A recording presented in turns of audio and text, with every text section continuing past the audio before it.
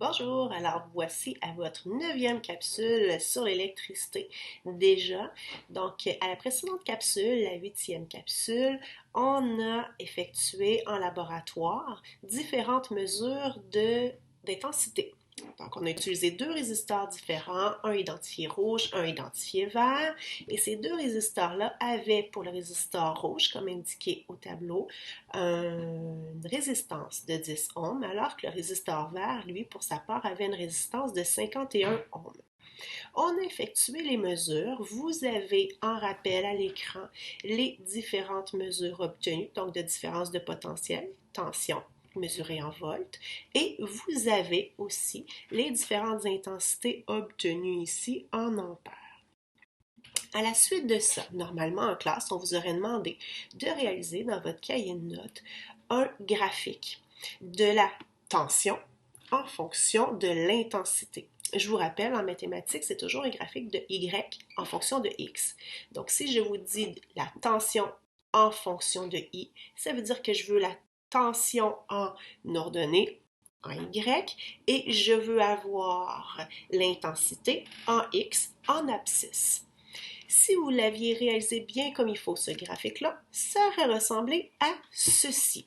Donc, je vous ai mis une courbe rouge qui correspond aux valeurs obtenues avec le résisteur rouge et une courbe verte pour le résisteur qui était identifié avec la couleur verte. Vous pouvez remarquer que ça nous donne deux droites quand même assez belle, très très belle pour le résisteur vert, donc tous nos points sont sur la droite, alors que pour le résisteur rouge, il y a des petites variations, mais c'est normal, on est en laboratoire, donc on a fait une courbe qui tient compte de ces écarts-là, et c'est la raison pour laquelle tous les points ne passent pas par, la courbe ne passe pas par tous les points. Donc vous auriez dû obtenir quelque chose qui ressemble à ça. Maintenant, je dois aller un petit peu plus loin. Je dois aller en mathématiques avec vous. Et c'est là où vous adorez ça. Donc, un peu de magie mathématique ici. Je dois vous rappeler qu'en mathématiques, le taux de variation ou encore la pente d'une droite est obtenu avec la formule mathématique y2 moins y1 sur x2 moins x1. Moi, normalement, les petits 2 et les petits 1 auraient dû être en indice dans l'éditeur d'équations. Je n'étais pas capable de les faire. Donc, on a ceci. On se comprend. Maintenant, si je veux calculer le taux de variation d'une des deux droites, moi j'ai décidé de choisir la droite qui correspondait au résisteur vert.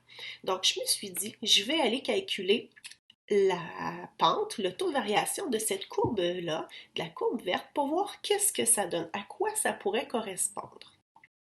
Alors, je suis venue remplacer deux points de mon graphique, X et Y, X et Y. Donc, deux points de mon graphique. Ce qui m'a donné, je vais vous enlever, ceci. Donc, j'ai choisi deux points de la droite verte. J'ai choisi, et je vais venir vous les encercler, le 0, 0, et j'ai choisi le 0,18 avec le 9 comme ordonnée. Je viens remplacer dans l'équation y2 moins y1 sur x2 moins x1 les deux points. Donc, y2, 9, moins y1, 0, sur x2, 0,18, moins 0. Donc, je vous ai mis le calcul ici. y2 moins y1 sur x2 moins x1. Et ça m'a donné 50. 50. Je vous ramène à l'écran d'en arrière. On parle de la droite verte. J'obtiens 50. Résisteur vert, je m'en viens ici dans le haut de mon écran. Résisteur vert, sa résistance elle est de 51 ohms. Alors, on vient de découvrir quelque chose. Si on fait le taux de variation de la droite lorsqu'on a la tension en fonction de l'intensité, U sur I, donc U pour la tension sur I, l'intensité, on obtient la valeur de R, de la résistance. Il y a donc un lien entre U, I, qui nous amène à découvrir R. Et si j'avais fait la même chose ici pour deux points sur la droite rouge, j'aurais obtenu une valeur qui aurait ressemblé au 10 ohms de façon très très proche.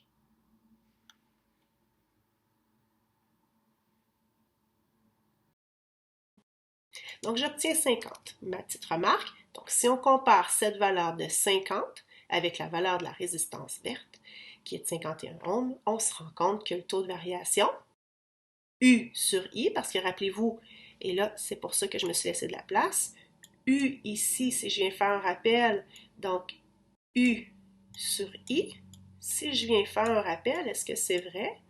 Oui, c'est bien. Ce qui se trouve en Y, c'est bien la tension U. Ce qui se trouve en X, c'est bien I. Donc, U sur I m'amène à trouver ma résistance. OK. Alors, je vais un peu plus loin mathématiquement. J'y vais doucement.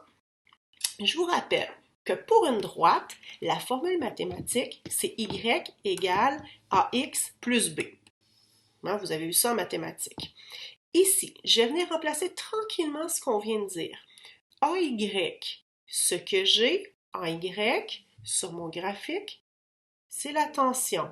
Le symbole, c'est U. Donc, Y, je le remplace par U.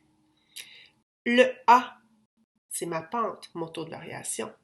Je viens d'expliquer ici de trouver que mon taux de variation dans cette droite-là correspondait à ma résistance, R.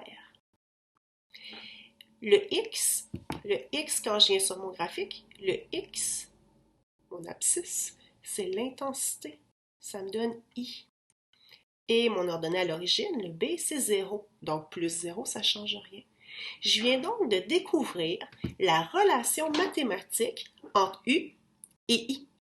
En fait, on vient de découvrir la loi d'Ohm qui est U est égal à R fois I.